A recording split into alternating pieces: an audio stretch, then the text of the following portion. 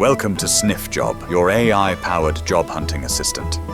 In this tutorial, I'll show you step-by-step how to use it.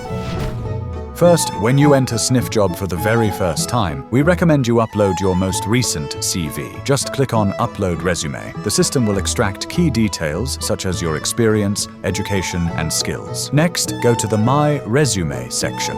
Here you can review and complete your profile. The more information you provide, the smarter Sniff Job works for you. If you don't feel like typing, no problem.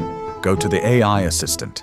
In just an 8 to 10 minute conversation, the assistant will fill out your resume for you. Now let's activate automatic job search. On the job search page, enter the role, industry, and location you're interested in. From now on, the AI job agent continuously scans thousands of websites and alerts you when matching opportunities appear. Found a job ad? Before applying, check if it's real. Just click Sniff.